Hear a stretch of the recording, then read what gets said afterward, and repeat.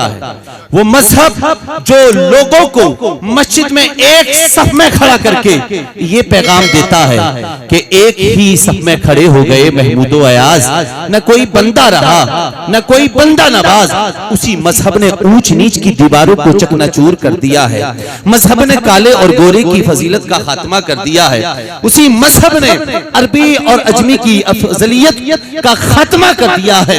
یار وہ کتاب جو لوگوں کو ایک صف میں کھڑا کرنے کے لیے نازل کی گئی تھی، وہ کتاب جو لوگوں کو ایک قطار میں دیکھنا چاہتی تھی، اسی کتاب کا فرمان ہے کہ سب برابر ہے، سب برابر ہے، سب برابر ہے، لیکن افضلیت اگر کسی کو ملنی ہے نا تو وہ کالا اور گورے ہونے کی بنا پر نہیں، بادشاہ اور وزیر ہونے کی بنا پر نہیں، امیر اور غریب ہونے کی بنا پر نہیں، افضلیت اگر کسی کو ملنی ہے تو وہ علم کی بنیاد پر ملنی ہے۔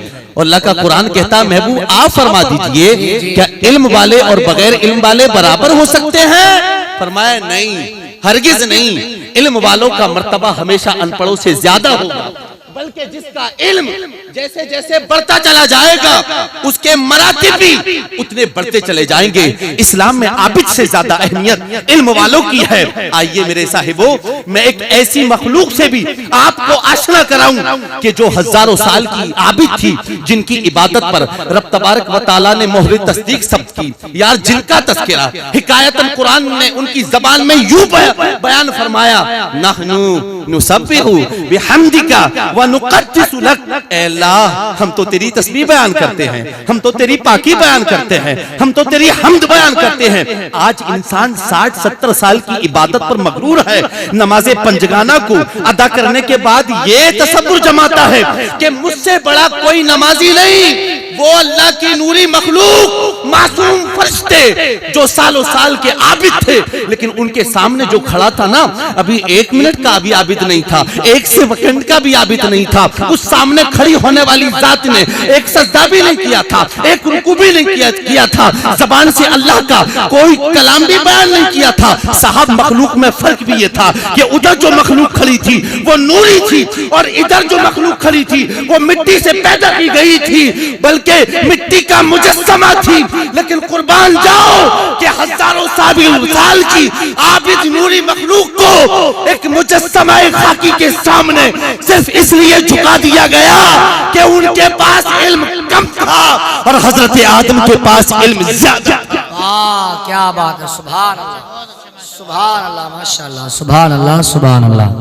ہزاروں سال کی عابد نوری مخلوق کو ایک مجسمہ خاکی کے سامنے جھکا کر یہ بتا دیا گیا کہ مسلمانوں، دنیا کی باطل طاقتوں کو اگر تم اپنے قدموں میں جھکنا دیکھنا چاہتے ہو تو اپنے باپ حضرت آدم کے علم کے سچے وارث بن جاؤ، دنیا تمہارے قدموں میں جھکتی نظر آئی۔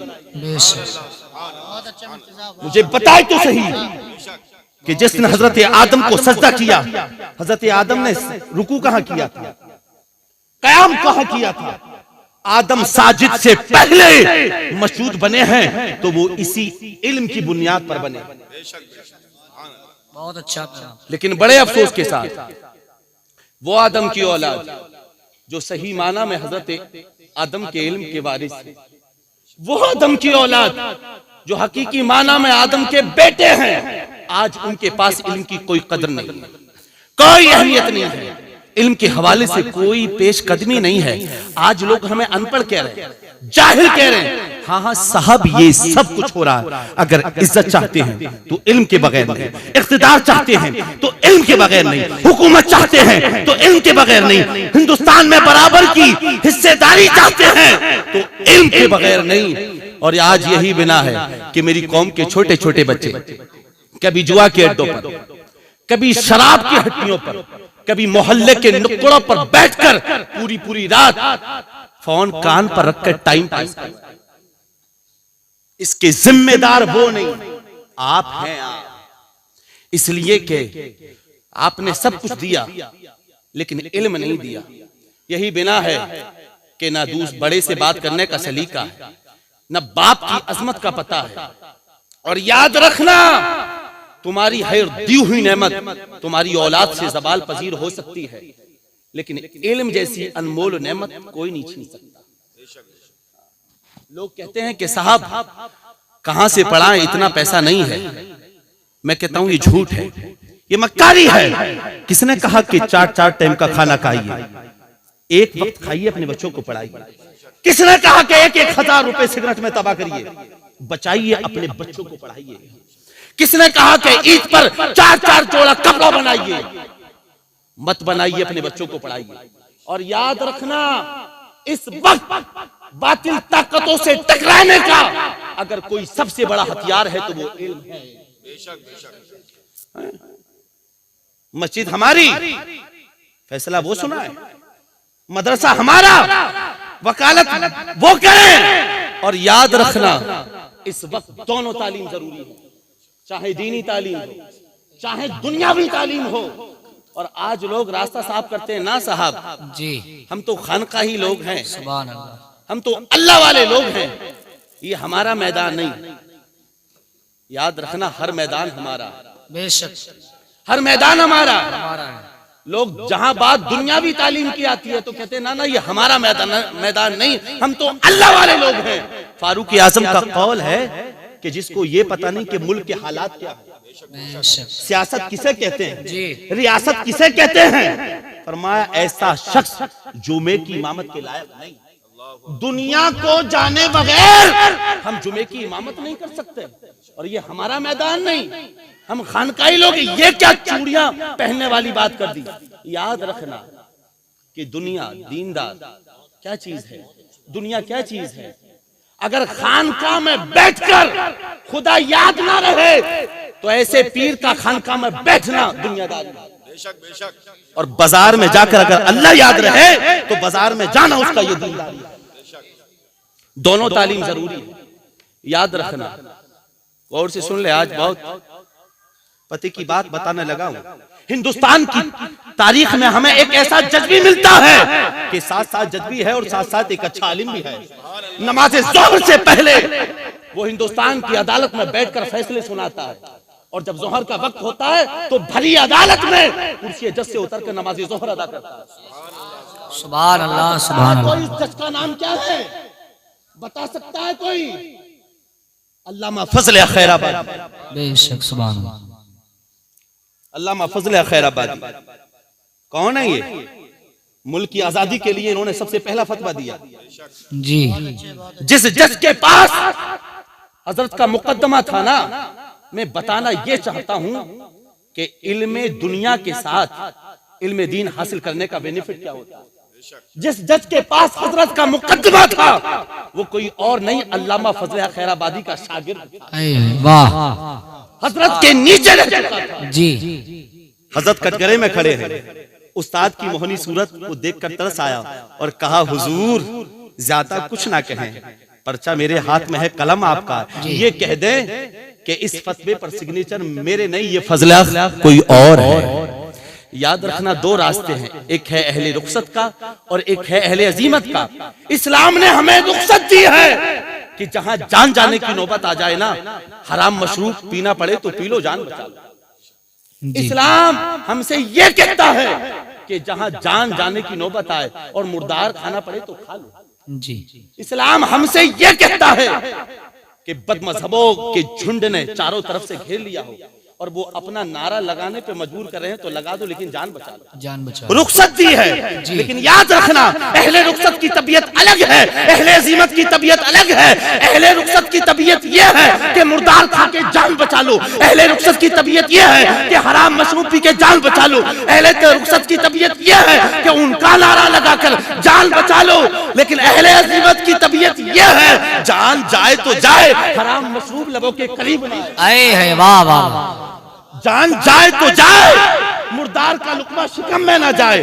جان جائے تو جائے لیکن نعرہ نہ لگاؤ. اور یاد رکھنا اہل رخصت مقتدی تو بن سکتے ہیں لیکن مقتدہ نہیں، اور اہل عزیمت ہمیشہ مقتدہ بنتے ہیں. کہ حضرت کچھ نہیں، بس اتنا کہہ دیں کہ میرا نہیں. تو علامہ فضل خیر آبادی مسکرانے لگے اور کہنے لگے یہ میرا ہی ہے. جھوٹ بول کل جان تو بچ جائے گی لیکن فتوے کی اہمیت ختم ہو جائے گی. جان جائے تو جائے لیکن ملک کا سودا میں نہیں کروں گا. یہ ہے علم دنیا کے ساتھ علم دین حاصل کرنے والوں کی فکر ہے. جب ہمارا بچہ وکیل ہوگا اور مفتی ہوگا کبھی ناجائز مقدمات کی پیروی نہیں کرے گا. ہمارا بچہ مفتی ہوگا اور یہ ہے کرسی جج پر فائز ہوگا وہ کبھی غلط فیصلہ نہیں سنائے گا. ہمارا بچہ جب ڈاکٹر ہوگا اور ڈاکٹر کے ساتھ ساتھ حافظ قرآن ہوگا تو وہ کبھی غرابہ کی کڈنیوں کا سودا نہیں کرے گا. یاد رکھنا علم دنیا کے ساتھ علم دین حاصل کرنے والا بچہ وہ کبھی کسی غریب کی زندگی سے کھلواڑ نہیں کرے گا. وہ کبھی اس ملک کا سودا نہیں کرے گا. دنیاوی تعلیم حاصل کر کے بننے والا وکیل رشوت لے سکتا ہے لیکن عالم دین نہیں لے سکتا. دنیاوی حاصل کر کے بننے والا جج کرسی جج پر بیٹھ کر غلط فیصلے سنا سکتا ہے لیکن ایک مفتی ساتھ ساتھ جج ہو کبھی غلط فیصلہ نہیں سنائے گا. دنیاوی ڈگری حاصل کر کے بننے والا فوجی اس ملک کی سرحد پر کھڑا ہو کر اس کا سودا کر سکتا ہے لیکن علم دین حاصل کر کے بننے والا فوجی کبھی اس ملک کی سرحد کا سودا نہیں کرے گا. اس لیے دونوں تعلیم ضروری ہے. مجھے حیرت ہوتی ہے قاری صاحب کہ جس مذہب کی مذہبی کتاب کا سب سے پہلا شبد یہ تھا اقرا، اسی مذہب نے تعلیم کو اپنی پشت کے پیچھے اٹھا کے ڈال دیا. اور لوگ کہتے ہیں صاحب دیکھو ہماری مسجد چھین لی گئی، دیکھو ہمارا مدرسہ چھن گیا. وہ صاحب وہ آگے کہہ رہے تھے میک اتارو. ہاں یہ ہوگا، یہی ہوگا جب تعلیم تمہارے بچوں کے پاس نہیں ہوگی. مسجد ہماری مقدمہ وہ لڑے، مدرسہ ہمارا مقدمہ وہ لڑائے، خانقاہ ہماری فیصلہ وہ سنائے. آپ کے پاس ہے کیا؟ اور ایک جملہ دے کر میں رخصت ہونا چاہتا ہوں. روڈ پر چپل سلنے والوں سے زیادہ علم کے معاملے میں کوئی قوم پیچھے تو وہ قوم مسلم ہے. آپ قرآن فضیلت کی باتیں کرتے ہیں، فوقیت کی باتیں کرتے ہیں، علم کے بغیر فوقیت نہیں مل سکتی. یہ علماء بیٹھے ہوئے ہیں قرآن میں انبیاء کے ناموں سے سورتے ہیں، یہ کوئی کمال نہیں. لیکن قرآن کھول کر دیکھیں گے تو ایک سورت چونٹی کے نام سے بھی ملے گی، سورہ النمل.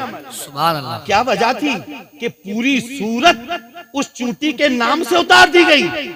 کیا مسئلہ تھا؟ امام رازی نے بڑا خوبصورت جملہ لکھا. حضرت سلیمان علیہ السلام کا لشکر سیر کر رہا ہے، ادھر کچھ چونٹیاں اپنے بلوں سے نکل کر سیر کر رہی ہیں. اچانک چونٹیوں کی ہیڈ نے دوسری چونٹیوں سے کہا او چونٹیوں اپنے اپنے بلوں میں گھس جاؤ، کہیں ایسا نہ ہو کہ سلیمان کا لشکر قریب ہو اور ہمارے سر کچل دیے جائیں. اور یہ دوری تھی کتنی؟ 3 میل کی دوری. 3 میل کی دوری سے حضرت سلیمان نے سن لیا. پھر کیا کیا تو قرآن کہتا فتبسم ضاحکا من قولها. حضرت سلیمان اس کی اس گفتگو کو سن کر مسکرانے لگے. اس چونٹی نے کیا کہا کہ اپنے اپنے بلوں میں گھس جاؤ، ایسا نہ ہو کہ بے خبری میں ہمارے سر کچل دیے جائیں. اس لیے کہ وہ جانتی تھی یہ کسی دنیا دار کا لشکر نہیں، نبی کا لشکر ہے. بے شک بے شک. اور جب نبی کا لشکر ہے تو یہ جان بوجھ کر ننھی سی جان کو بھی ضائع نہیں کرے گا. بے شک بے شک. بے خبری میں ہو سکتا ہے، جان بوجھ کر اس کے اس جاننے کی بنا پر رب کو یہ ادا اتنی پسند آئی اور اس چونٹی کو عزت کی اس مسند پر بٹھا دیا گیا کہ قیامت تک ساری چونٹیوں کو اس کو مل کر. بے شک. سبحان اللہ.